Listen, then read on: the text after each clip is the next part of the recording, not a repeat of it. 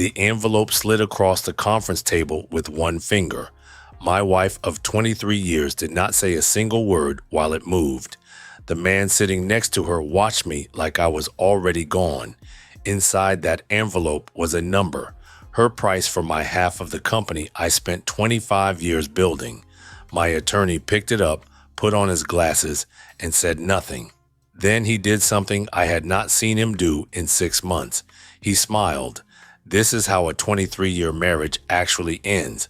Not with shouting, with paperwork. My name is not the part that matters.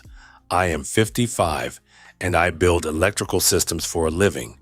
Commercial work, schools, warehouses, a medical building you have probably been inside. I started with one van and a borrowed ladder rack when I was 30. An old contractor named Earl sold me his accounts. He charged me almost nothing and told me I would figure out why later. 25 years later, the shop runs 22 men and 9 lettered vans, 4 construction crews, 2 service vans, 1 warehouse guy, a whiteboard full of magnetic name tags that moves every morning. My wife is Diane. She came on the books in year 5 when the paperwork got heavy. Payroll, insurance certificates, the pay apps, all of it. She met the CPA, the insurance agent, every renewal, every audit, every password in that office lived in her head, not mine. I signed where she pointed, and I was proud to. Checking her work would have felt like checking her pockets. Our son is Mitch. He is 21, a second-year apprentice, and he loads vans at 6 a.m. He rides with Mac, my crustiest foreman, on purpose. A boss's kid earns it twice, or he never earns it at all. Mitch wants the door to carry his name someday. He has never said it out loud. He just wipes down the van like it is already his. Then there is Kurt. We hired Kurt 2 years ago as an operations manager. I say we. Diane found his resume, pushed the interview, and said the yes. He came from a bigger outfit and used words like workflow. I did not love him, but all 9 bids went out on time that spring, so I left it alone. Last spring, my heart tried to quit in the middle of a rough-in. I do not remember much of that day, just the panel in front of me, a stint, 4 months of light duty, a pill organizer like my father had. The doctor said the word lucky 6 times. While I healed, Kurt ran operations and Diane ran everything else. The company did fine without me. I told myself that was a good thing.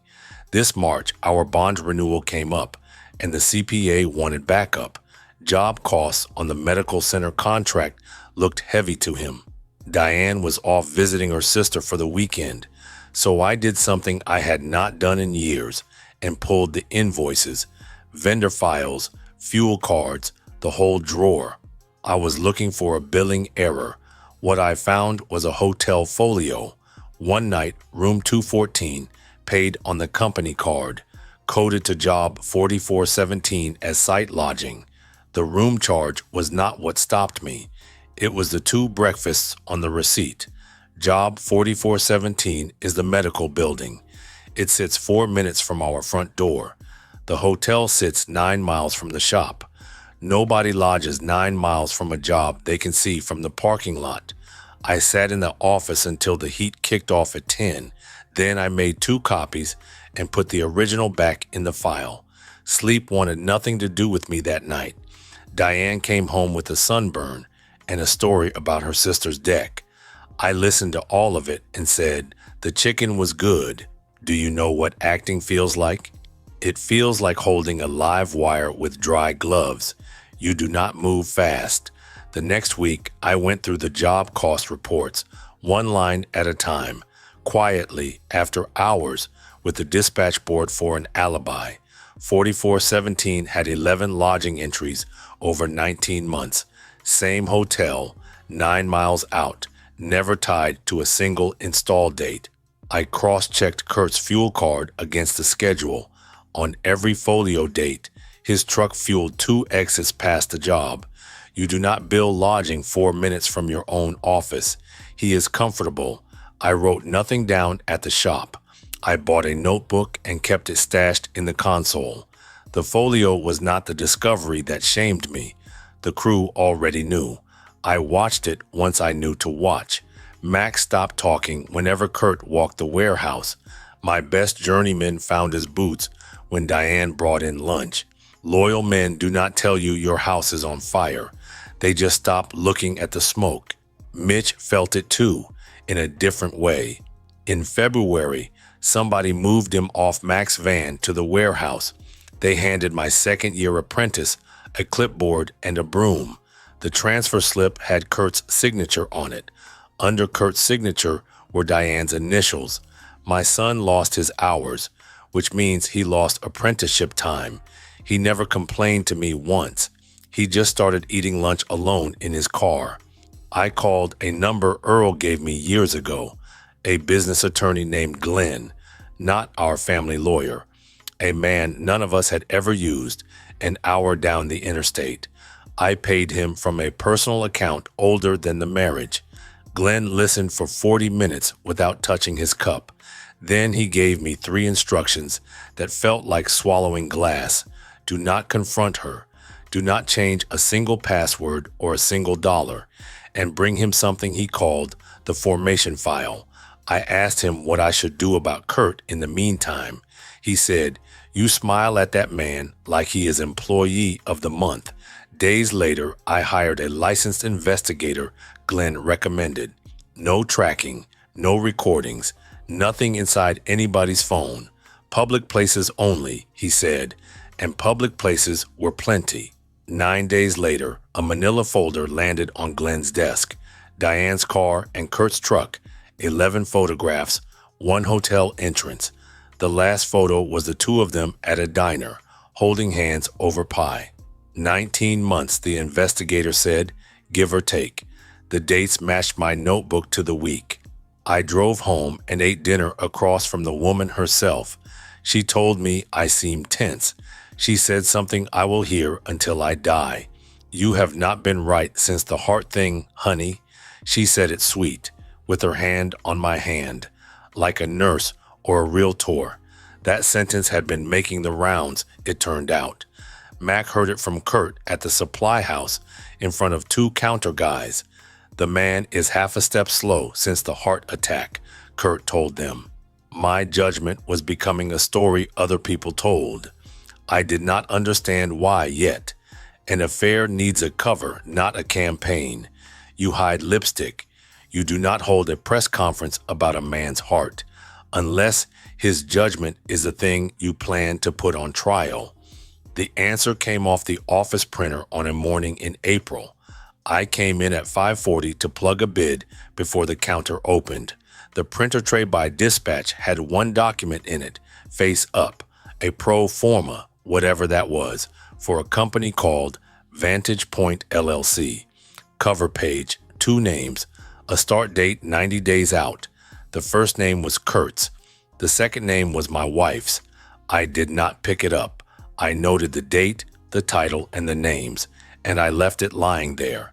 Then I called Glenn from the truck with the heater running. What he said next reorganized the rest of my year. The affair is the smallest thing they are doing to you. Glenn wanted the formation file before he would say another word. Every company my size has one, and almost nobody can find theirs. Ours lived in the office, safe behind the first dollar we ever framed. I waited 2 days for Diane to drive Mitch to a dentist appointment. Then I opened the safe for the first time since the hospital.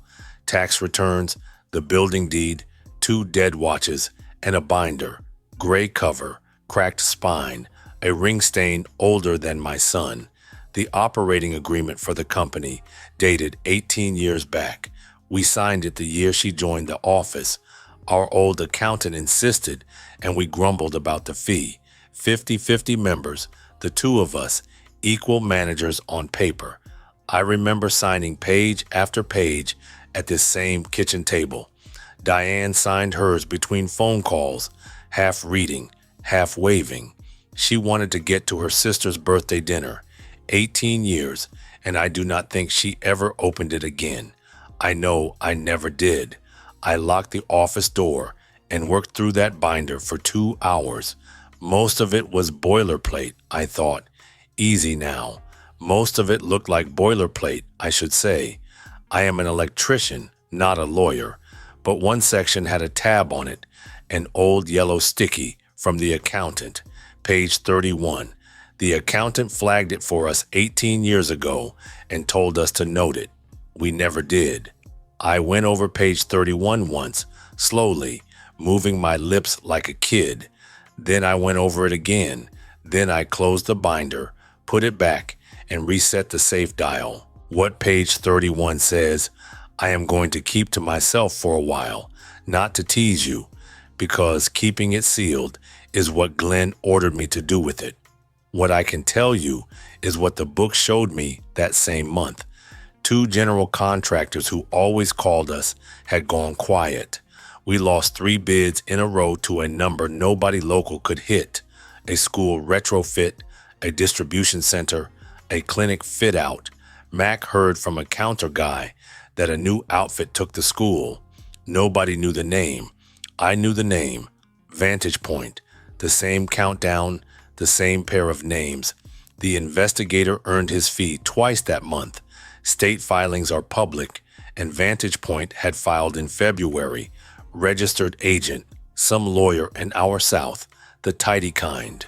The address on file was a suite above a mattress store. Kurt signed a 3-year lease on it in March.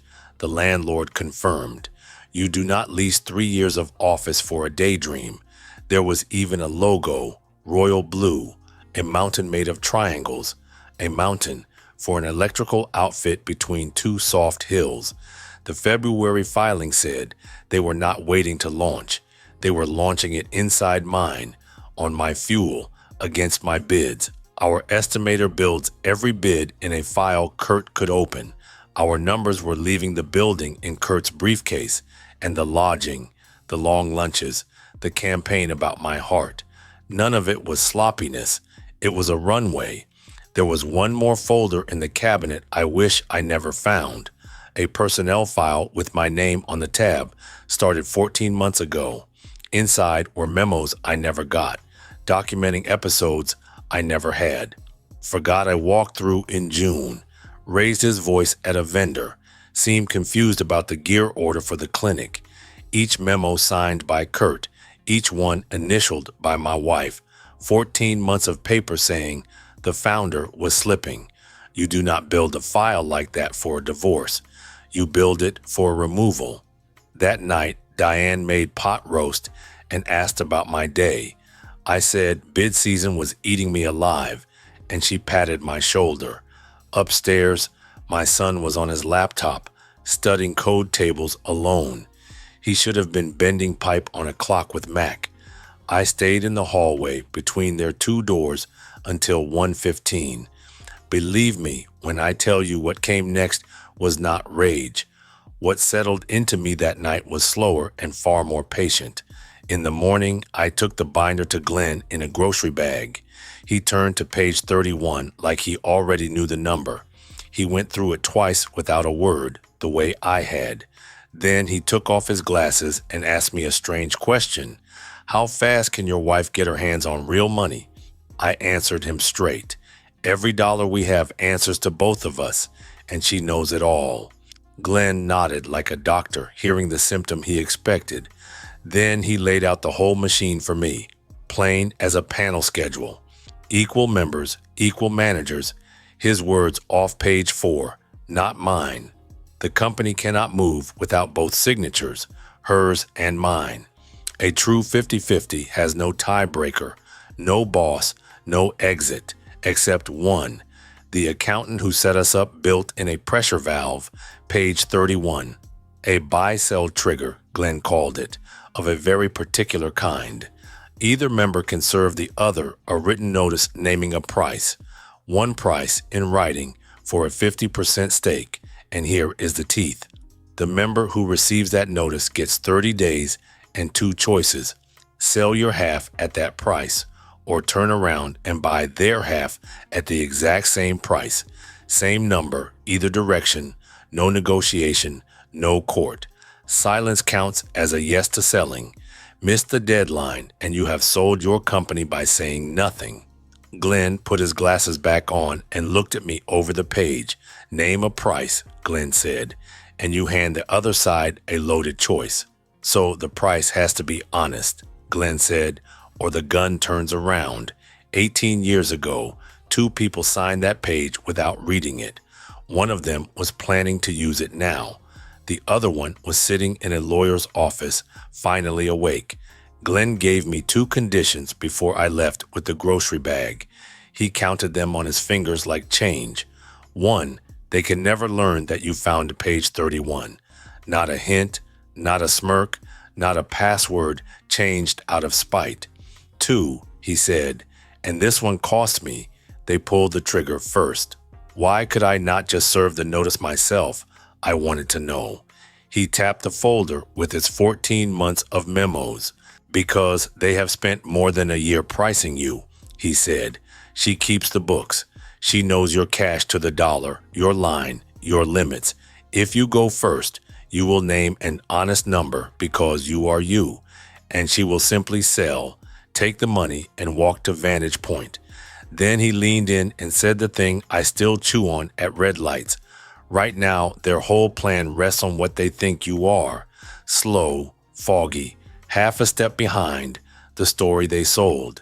Do not correct them. Become it. You want to know the hardest job I ever worked? It was not the hospital retrofit with the live operating rooms.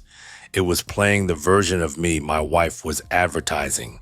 Before the act went one day further, Glenn sent me to a doctor, not my cardiologist, a specialist who tests memory and judgment. 3 hours of puzzles, numbers backward, words in lists. I scored, and I quote the report, above range for my age band. Glenn locked that report in his file with the date on top. If you are going to play sick, he said, first prove you are well. The fog became my costume the very next morning. The report made sure it could never become their evidence. I started small, the way you load a circuit. I came in at 7:40 instead of 5:40 and let the counter guy see it. I asked Kurt a question in the morning and the same one after lunch. I let a change order sit unsigned for 9 days on my desk. The supply house got the best performance of my run. I came to the counter with a purchase order from the week before. Denny, the morning counter guy, has known me 20 years. I slid him the order and asked when the cable would be ready. He blinked at me, then at the paper, then back at me. You picked this reel up already, boss, he said, real soft. I doubled down, polite and lost, and asked him to check again. He checked. Of course it was picked up. My yard guy signed for it. I paid the order a second time before he could stop me. Denny walked me out like I might wander into traffic. By 2 p.m., Kurt was retelling it on the warehouse floor. By dinner, it had grown a detail about me forgetting my keys. That rumor did 11 men's worth of work by week's end. The refund sat in my glove box for a month, uncashed. Cheap tuition for the best acting school in the county. Our anniversary fell in the middle of my performance, number 23. Diane booked the steakhouse and wore the bracelet from number 20. She toasted us to better days ahead, and her eyes were wet and real. That is the part people never believe. The tears were real. A person can mourn the man at the table while billing his removal. I have stopped trying to make those two facts shake hands. I gave her a luggage set for a gift. Hard shell, the nice kind. For your sister trips, I said, and patted her hand. She thanked me twice and looked at the bags a beat too long. That hard shell luggage was a question with wheels. Hers arrived 2 months later with a trigger notice stapled to it.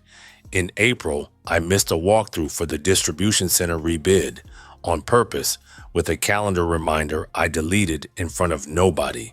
We lost the rebid, and I needed us to lose it. That one was a real number, and it really hurt. 11 men had hours riding on that job. I moved 2 men onto service calls and ate the slow week. You can judge me for that. I judged me for that. But every job I fumbled made her price drop, and I needed it low. Diane watched all of it with something that looked like kindness. She brought cushions for my office chair. She printed the gear orders in bigger type for my eyes, she said. And twice, I caught the edge of her phone screen at dinner. A calculator app running numbers she never showed me. The act worked better than I wanted it to. In May, the bank moved our annual review up 6 weeks. The bank lady, Carol, has known us 19 years and signed our line twice. She slid the statements across and would not hold my eyes. Revenue off 9%. 2 anchor GCs gone quiet. The rebid lost. Then she repeated the sentence Diane planted a year before. We are hearing you have not been yourself since the medical event. Hearing from where, I asked, even though I knew. Carol just straightened the papers. The line got renewed at a smaller number with a tighter leash. 2 days later, my bond agent called about the same statements. He cut our single from 2 million to 1.2 and our aggregate to 4. For a contractor, bonding is oxygen, and mine just got thinner. Every public job over a certain size needs that bond behind it. Kurt forwarded the bond letter to Diane minutes after I got it. I know because the office copier logs every job, and I checked now. That night, alone in the cab, I let myself shake for 5 minutes. The trap needed me weak on paper. The paper was starting to make it true.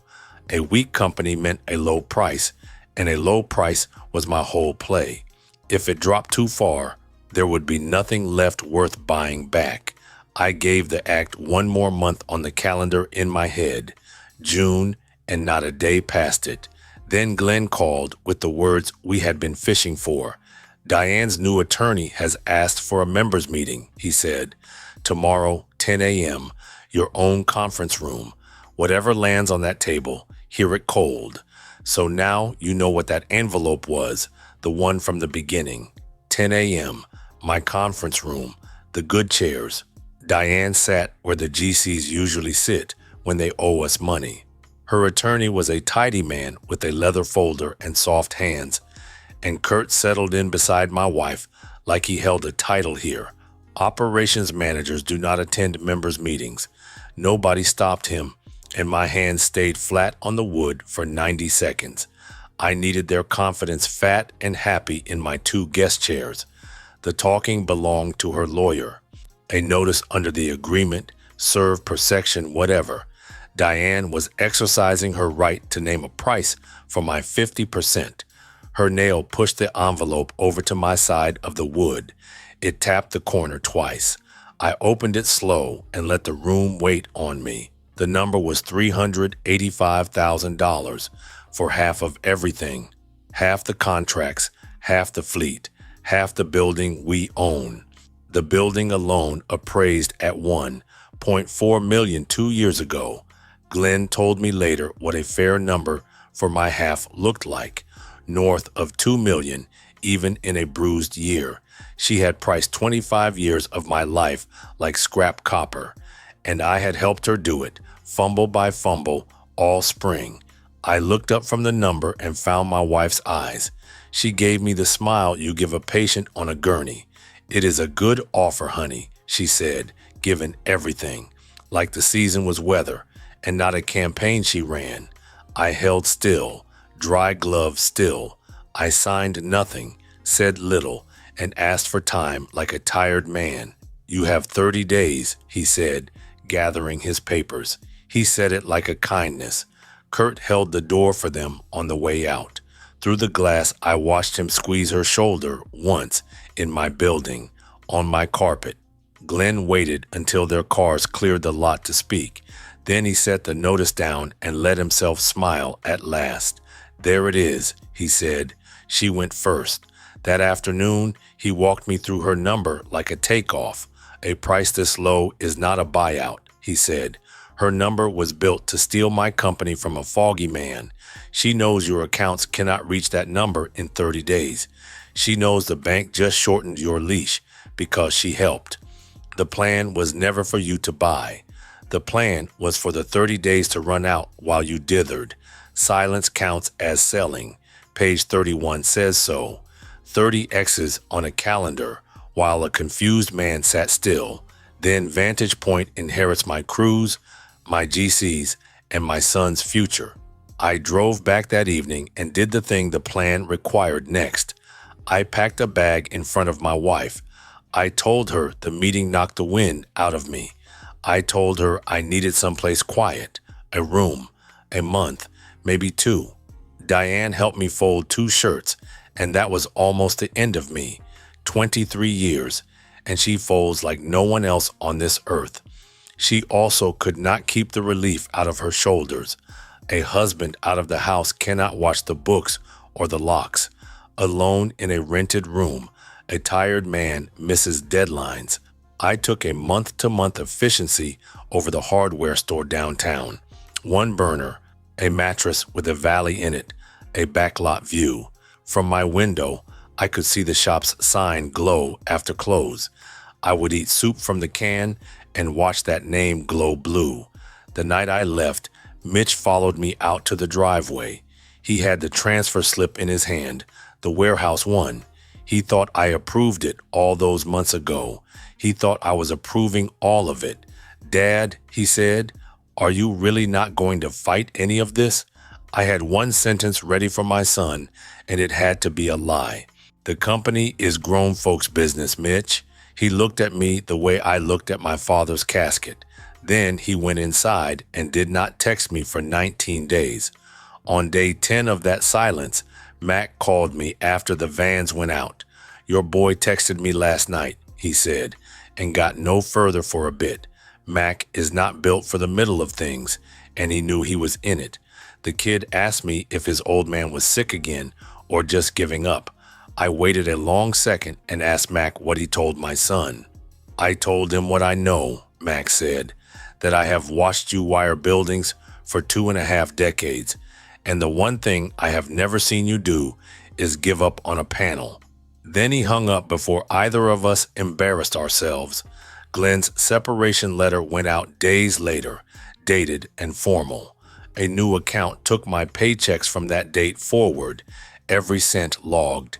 Not 1 marital dollar moved, his rules, written on a card in my wallet.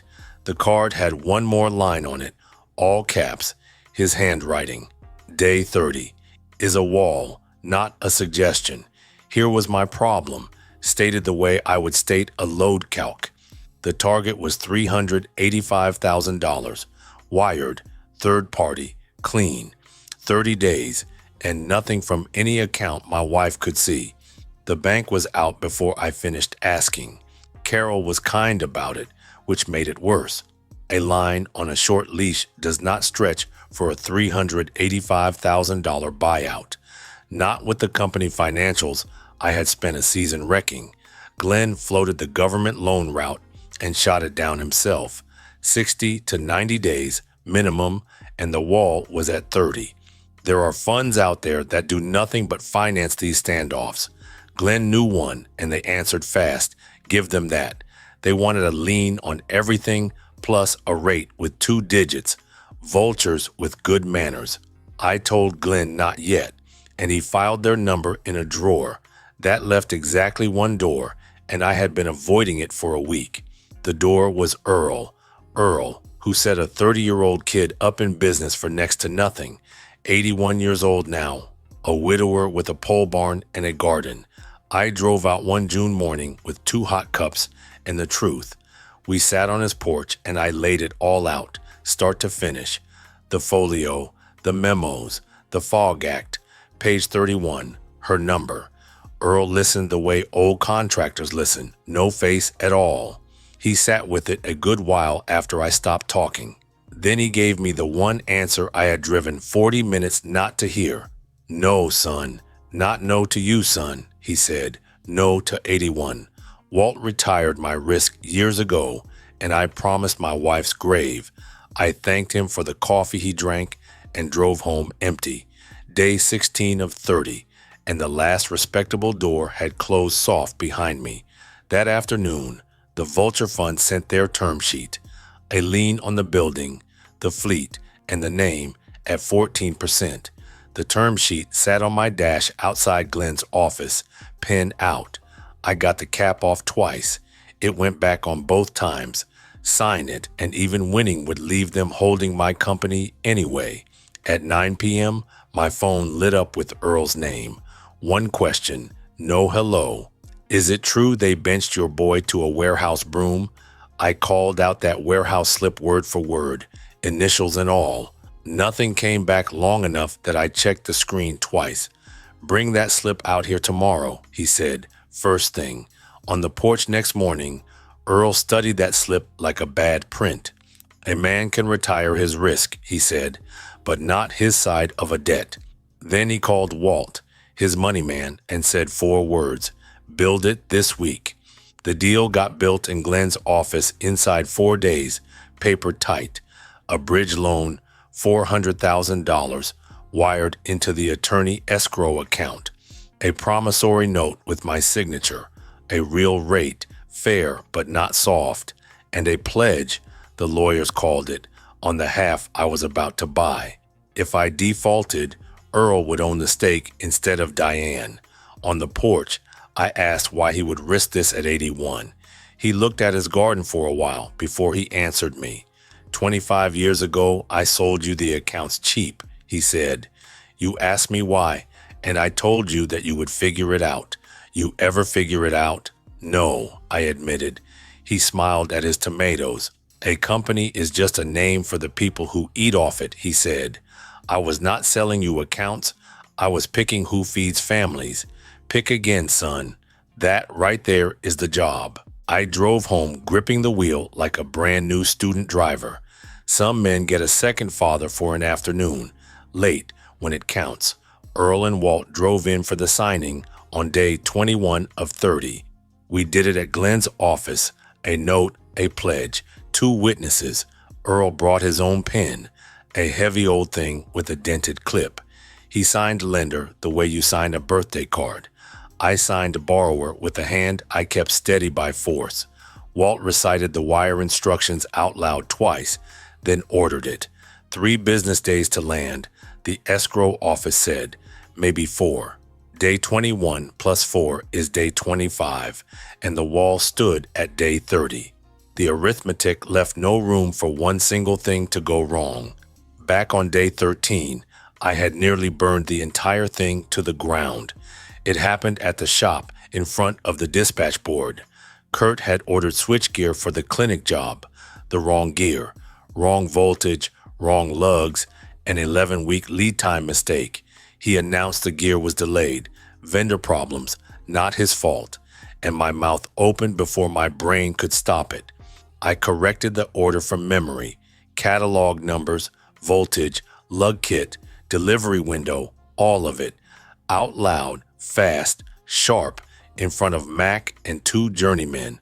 The warehouse hushed until the ice machine dropping a cube made news. Kurt stared at me like he was watching a corpse sit up.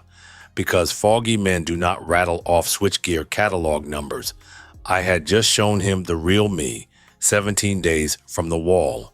Mac saved it without knowing he saved it. Old man knows gear better than God, he said. Get the order fixed. Everyone laughed except Kurt. Kurt stopped laughing at things around day 14. He pulled the copier log, the same log I check, looking for my tracks. He asked Denny, real casual, who had been calling for me lately. Denny told him nobody, then told me everything in that order. Day 15, I found Kurt in my office at 6 a.m., sitting in my chair. Checking in on you, boss, he said, with his eyes on the safe wall. The binder sat 4 feet from his elbow behind one combination. I asked him if we had won anything lately and let my voice trail. He watched me shuffle papers for a minute and lost interest. That was the closest the whole thing ever came to dying in a chair. Then he went hunting bigger. 2 GCs called Mac that week, asking if we were being sold. Somebody had been telling the bid rooms my company was on the block. Backlog is oxygen too, and the rumor was a hand on the valve. Winning her halfback meant nothing if the work bled out first. Diane called the efficiency that night. voice like warm milk. Heard you had a sharp day, honey. Maybe the fog is lifting. I gripped that burner phone hard enough to hear the case creak. Then I did the expensive thing, the thing that still stings. I told her the doctor adjusted my pills and I overdid it. Come morning, I signed Kurt's wrong gear order exactly as it sat. 11 weeks of delay, an $11,000 restocking mess on purpose. I bought back my fog with real money and a real hole in a real job. Kurt relaxed. Diane stopped calling. She made one more test before the wall, though, day 22. She left a voicemail saying the attorneys had moved the deadline up. Sign by this week, honey, or the offer gets complicated. One problem with that. A shotgun window cannot move. It is printed in the clause itself. She was fishing to see if I knew the rules of her own game. The version of me she believed in panics at a moved deadline. A man with page 31 memorized does not. So I panicked on the phone beautifully for 90 seconds. I asked her twice what the new date meant for the paperwork. I heard her relax while she explained her made-up calendar to me. She corrected my confusion using rules that do not exist. That voicemail and that call sit in Glenn's file now, dated. Her own fake deadline became evidence of exactly who was lying. The wall was 9 days out, and the gun stayed hidden. Day 25 brought a letter from her side, hand-delivered to Glenn. A courtesy reminder that the election window closed in 5 days. Courtesy, in attorney, means we are already counting your furniture. Day 24, Kurt moved a standing desk into the front office. His standing desk from his house set up facing my parking spot. Mac texted me a picture of it. No caption, no comment. Day 26 brought the call that took a year off the back of my neck. The escrow office could not confirm the wire without Walt's voice, and Walt was on a lake in Canada with his phone in a tackle box. Glenn said it plain, the way he says everything that matters. Without confirmed funds, the election letter is a bluff. If they smell bluff, they stall you past the wall, and you have sold. We left messages at a fishing lodge with a man named after a fish. Then we did the only thing left, which was nothing, loudly. Day 27, Diane asked me to dinner at the house to talk things over. Pot roast again, the good tablecloth, candles like a hostage video. She walked me through how peaceful life could be after I signed. A clean number, no lawyers fighting. You could finally rest, honey. She had our retirement brochures on the table, the beach ones. Her thumb kept covering the husband in every photo. I pushed food around my plate and asked small, tired questions. What would happen to the cruise, to Mac, to the name on the vans? Kurt has plans for all of it, she said before she caught herself. 3 words she could not unsay. For my cruise, my vans, my name. I thanked her for dinner and told her I would probably just sign. The relief on her face was the last gift she ever gave me. Day 28, 9 a.m., Glenn called the tidy man and requested a meeting. Same conference room, 2 p.m., members and counsel only. The wire was still unconfirmed when I shaved that morning. Glenn carried his phone into the meeting face down, like a verdict. He spent the morning rehearsing me like a witness anyway. You say nothing past your one sentence, he said. Whatever happens, whatever she says, you give the room silence. Silence got you here. Let it carry you out. I wore the suit from Mitch's confirmation, the only one I have. I shaved at the efficiency sink with the gravel lot behind me. The man in that little mirror did not look foggy at all. 2 p.m., Diane, the tidy man, Glenn, and me, and one empty chair. They had not brought Kurt this time. His chair from the first meeting sat against the wall, empty.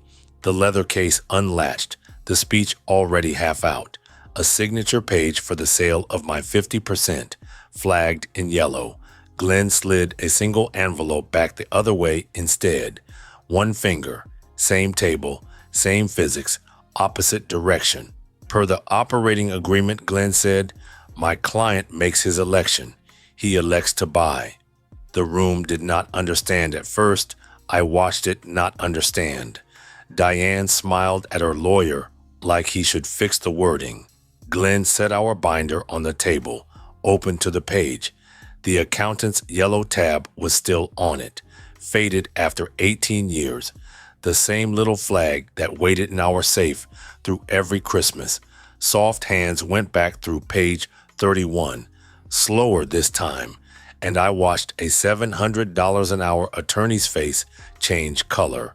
Her notice named one price for a 50% interest, Glenn said. Under the clause, the receiving member may buy at the named price. The price is $385,000. Her lawyer asked for proof of funds, the one card left in his hand. Glenn turned his phone over and read the screen before he answered. Walt had surfaced at 9:40 that morning. Lodge phone, one sentence. The funds cleared escrow at 9:40 a.m. today, Glenn said. Here is the confirmation. Closing per the agreement, 60 days, consents already in motion. Diane laughed. One short note, the sound of a breaker tripping. She looked at me, then the paper, then at her attorney. You do not have that kind of money, she said. I know our accounts. Glenn answered for me, soft as a chaplain now. The funds are not marital. Counsel will confirm the source in escrow. Her attorney was already turning pages with both hands now, looking for the exit flagged in that binder before our son could walk. There is no exit on page 31. We signed it symmetrical, husband and wife, under one roof. The only person who chose the price in that room was my wife. She named the number she thought a broken man could never reach, and the clause makes any number a two-way street. I spoke exactly once in that meeting, the sentence we practiced. I accept the price you set, Diane, so I paid it. We left them in the conference room with the door open. From the hallway, I watched her shake the man by the sleeve. 2 days later, her attorney sent a letter trying to take it back. The notice was hasty, it said, served under emotional distress. They wanted the trigger withdrawn and the calendar reset to day 0. Glenn sent back one paragraph and a copy of their own notice. A shotgun notice is irrevocable. That is its entire purpose. Courts have held men to lowball numbers fired at the wrong target. She fired hers at a man she spent a year making poor on paper. The law does not care that the paper was wrong about me. She signed the trigger. I signed the election. The rest was arithmetic and 60 days of consents. She tried one more door before the arithmetic finished. Our son. Diane took Mitch to lunch and told him her side, mother to son. Your father humiliated me with a trick, she told him. Talk to him. He listens to you. Tell him to be reasonable. Mitch put down his fork and asked her exactly one thing. Who signed me off the van and into the warehouse, Mom? She started a sentence about Kurt 3 different ways. My son left a 20 on the table and went back to work. He told me all of it at the tailgate, months later. I did not raise a lawyer, but I raised a kid who reads a room. Diane came to the efficiency on a night it rained sideways. Day 33, 3 days after the election letter changed her math. She knocked soft, the way she used to knock on Mitch's door. I let her in because some conversations you owe 23 years. She tried warm first. Honey, this got out of hand. We can still fix this as a family. I put the kettle on and said nothing past the practice rules. Then she tried cold. You tricked me, she said. You pretended to be broken. I set her cup down on the windowsill and spoke as myself. I did not pretend to be broken, Diane. You cheated and you billed the hotel to our company. You decided I was broken and I stopped correcting you. There is a difference and a judge is going to hear it. She stood at my window, looking at the shop sign glowing blue. And then she said the quiet part, the sentence I bought with all of it. Kurt said you would fold in a week. He said it, not me, she said, like that mattered now. He watched you after the heart attack and said, the man is done. We were just going to be ready for when you fell. That is all. Ready, she called it. Signed memos. A year and 2 months of them. A company built on my bids while I ate canned soup in a rented room. A number for my half of everything, drafted and waiting. I opened the door for her and said the last thing softly. Want to hear the worst part, Diane? If you had asked me for a divorce straight, I would have been fair. You would have walked with half of a real number. Instead, you let Kurt price me. Now you get to live on what he thinks people are worth. She left without her umbrella. I still have it, hanging on a nail by the door. I do not know why I keep it, and that is the truth. The 60 days of closing were paper, consents, and quiet phone calls. Carol at the bank handled the payoff and the refinance herself. The new line is smaller, but every guarantee on it is mine alone. She terminated Diane's guarantee in writing and mailed her a copy. I am told Diane called the branch twice about the wording. The bond company sent a man in a golf shirt to walk our jobs. He shook hands with Mac, watched a panel get dressed, and left. The consent letter came 9 days later with a new indemnity packet. My signature alone on every line that used to hold 2. The agent told Glenn the file reads cleaner with 1 captain. Then there was the part nobody could have scripted, the Mac part. He asked to buy me lunch, first time in 17 years.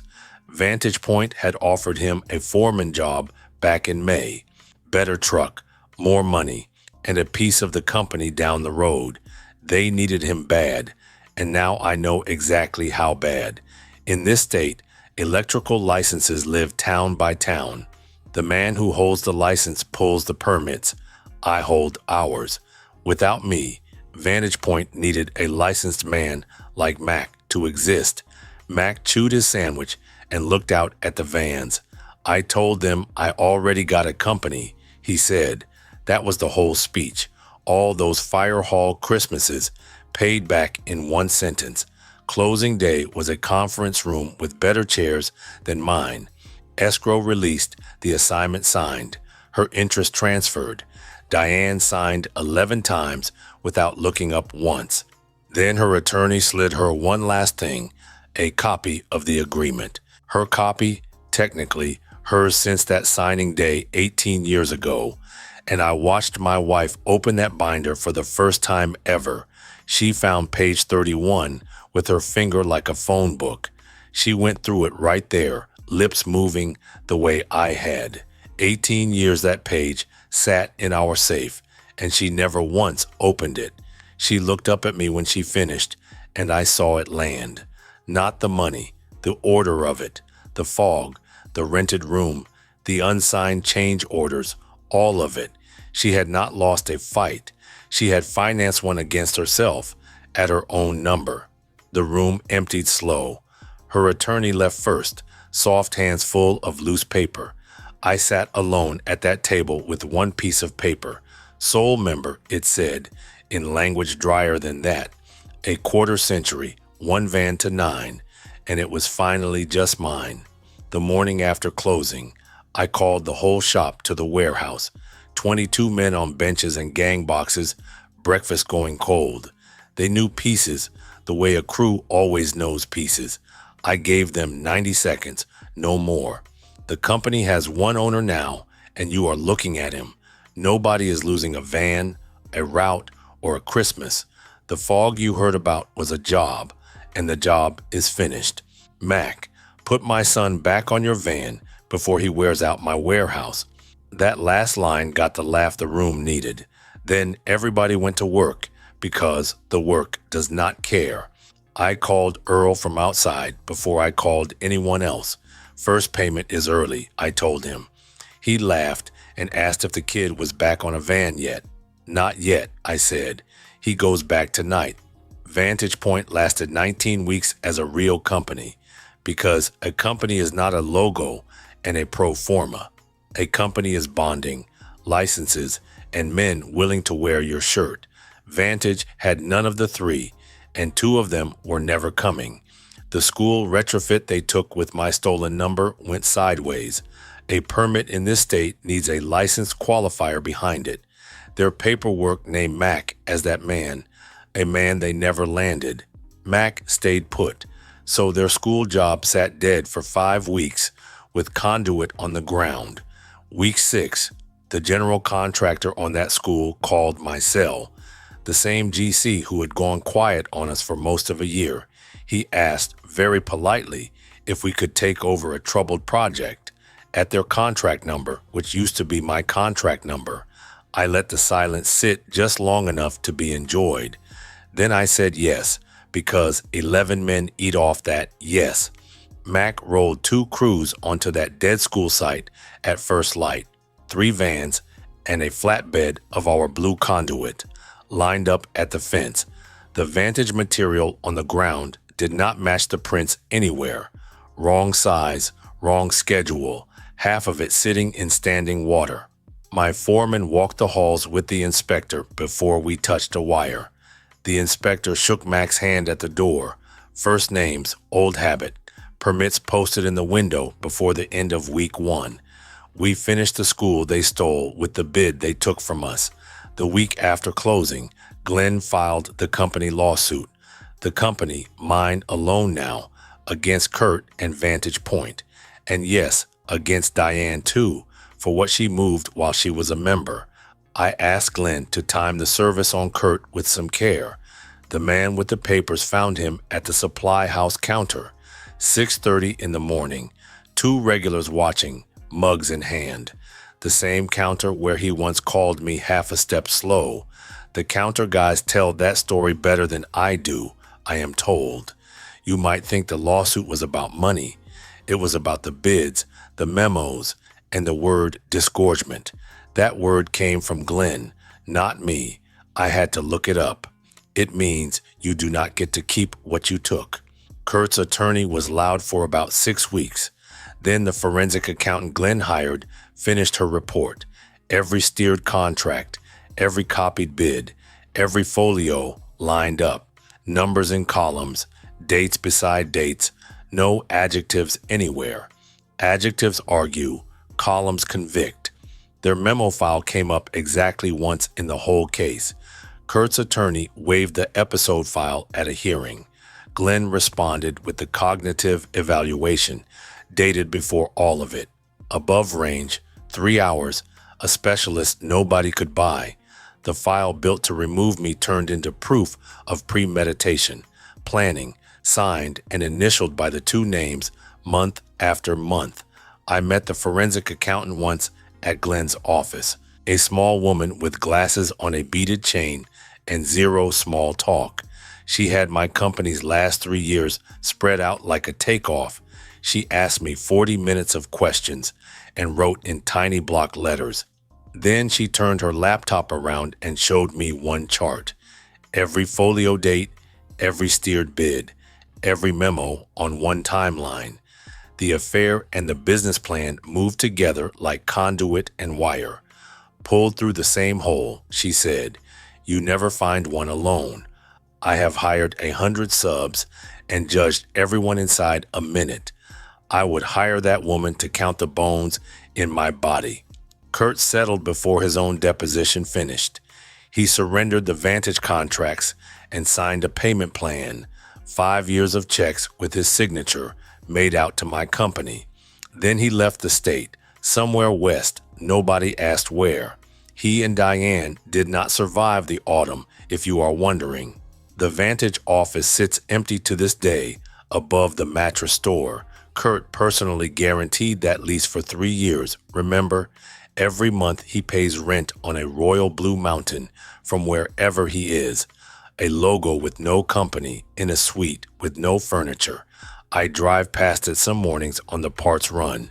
Enjoying that left turn the way I do is not my proudest habit. People who price people leave when the price stops being worth it. The divorce was quieter than television tells you these things go. A mediation room, 2 attorneys, a stack of exhibits and sleeves, and Exhibit A was a single page in a plastic sleeve. Her buy-sell notice, $385,000. Her signature at the bottom. Glenn had told me how this state works, so I will tell you. The cheating itself moves no money here, and that is the law. Nobody pays $1 for the hotel folio or the diner photographs. What moves money is what you did with money. There is a word for spending marital wealth on an affair partner. The lawyers call it dissipation, and her books were full of it. Lodging on the company card, mileage, the months of steered bids. The forensic report priced her campaign to the dollar, and her own notice sat in that sleeve, pricing the company her way. Her attorney argued the company was worth far more than her number. Glenn agreed warmly and asked why she had named it then. You cannot tell a judge the price was only meant to rob a sick man. No answer to that question survives a courtroom. Her expert tried one more angle before they folded. He said the buyout price reflected distress, not true value. Glenn slid him the bond letters and the bank review, date stamped. Then he asked whose campaign created the distress being described. The expert looked at his own client and asked for a short recess. That question was load-bearing, and it held the whole afternoon. Her side stopped arguing valuation by lunch. She kept her $385,000, every dollar of it, and her retirement half. We listed the house that spring, and the proceeds split clean. Neither of us could afford to live inside that much quiet anyway. The offsets for what she moved came out of her side of the estate. I kept the company, the building note, and the debt to Earl. Fair is a strange word for it, but the math was at least clean. She signed faster than she signed at the closing, people tell me. I was not in the room for that part. I was on a roof, watching an apprentice bend his first clean offset. I gave up the efficiency before the next rent came due. The landlord came for the keys and asked if the room had treated me right. I told him the mattress had a valley and the window had a view. He laughed and said every man who rents from him says the same thing. There is a club of us out there, men who watch the sign from a window. I left the soup cans lined up in the cabinet for the next member. Last thing I did was stand at that window one more minute. The shop sign glowed blue across the lot, same as every night. The difference was simple, and I felt it in my back teeth. The name behind that glow belonged to one man again. The night the closing funded, I drove to the house to see my son. Diane was elsewhere by arrangement, 2 lawyers as travel agents. Mitch was hunched over a code book and 3 highlighters. Studying for an exam, for a trade, nobody was letting him practice. I sat down across from him and put my keys on the table. I told you a lie at this truck a few months back, I said. He looked up slow. Grown folks' business, I said. You remember. I am sorry for it, and I am here to pay it off with the whole story. It took 2 hours and most of his orange juice. The folio, the fog, page 31. Earl's porch, the election, all of it. I watched my son age and get younger in the same 2 hours. When I finished, he sat back and stared at the ceiling fan. You signed the wrong gear order on purpose, he finally said. Of everything I told that boy, the $11,000 order landed hardest. He is a contractor's kid, down to the marrow. God help him. Then came the question I had driven over there hoping to hear. Can I come back on Mac's van? You start at 6, I said. Load it like it is yours. He was outside the shop at 5:40, beat me there by 10 minutes. Mac made him carry the dumb end of everything for a week, on principle. By the end of summer, his hours were caught up and then some. Exam day, I drove him to the testing center myself, early by an hour. My father never waited outside a single test for me, so I waited. 4 hours in the truck with a thermos and the radio off. He came out trying to keep his face flat, and his face lost. He held up the score sheet against the windshield from outside. He passed his exam in the fall, 3rd highest score in the region. The warehouse clipboard went to a kid who actually wanted it. The shop healed faster than I did, if I am honest about it. The clinic GC came back in August, sheepish, with a fit out. He stood in my office and looked at the framed first dollar a while. "We heard some things last year," he finally said, "about your health." I handed him the piece of it a man can use. "You heard a sales pitch," I said, "and the company that ran it is gone." He nodded slow, left the prints, and we priced it fair by the end of week. The distribution center people called in September. Work finds the steady hand again once the noise dies down. At the next review, Carol restored the line to its old number. The bond company raised our single back up in the spring. The golf shirt man walked our jobs again and stayed for lunch. Nobody at that table said the word fog, and nobody ever has since. First bid day after the closing, we went after a county garage job. Supplier quotes landed an hour before the deadline. Like always, I plugged the final number myself, the old way, gut plus arithmetic. We won it by under 2%, the only honest margin there is. Mac announced the award letter off the fax to the whole office. Nobody cheered. Contractors do not cheer, but the morning sat right. One morning at the counter, a young estimator stopped me. He had a code question about a 400 amp service upgrade, a hairy one. I answered it right there with a pencil on his own print. The regulars watched the whole thing like it was a ball game. Same counter where my fog was once the morning's news. In a place like ours, the counter has a long memory. Earl got his money back 14 months early, every dollar plus rate. I drove the last check out to the porch myself with 2 coffees. He held the check up to the sun like he could x-ray it.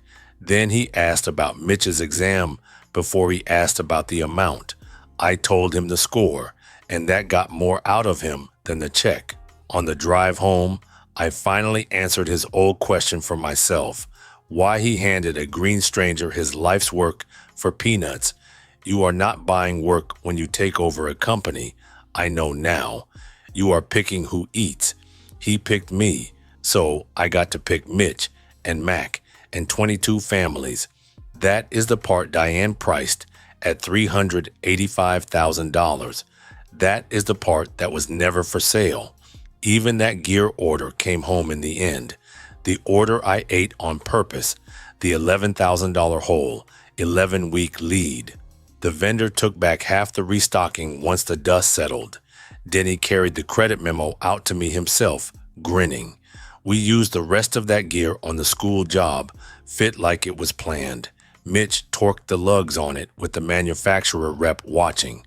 The hole I dug to look broken got filled by the kid they benched. Tell me the math does not rhyme.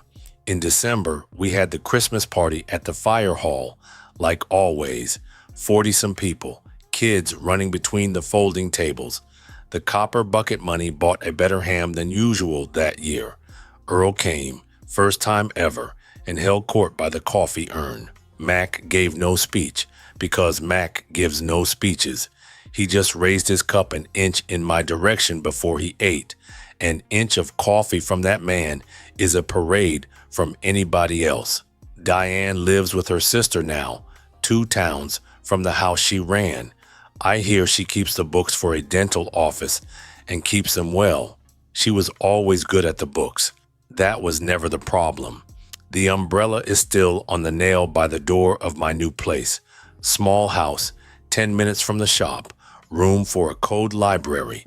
Mitch comes by on Sundays and pretends my coffee is drinkable. Wait, I owe you one more thing before I let you go. The door. In October, a sign painter spent a morning at the shop on a ladder. I did not announce it, and I did not let anyone warn Mitch. His van rolled in mid-afternoon, and he saw it from across the lot. The company name, same as always, fresh white on both bay doors, and underneath it, 2 words nobody ever said out loud, and son. He stood next to that door for a long minute with his hand on it.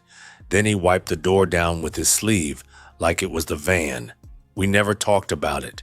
Some signatures do not need witnesses. See you in the next one.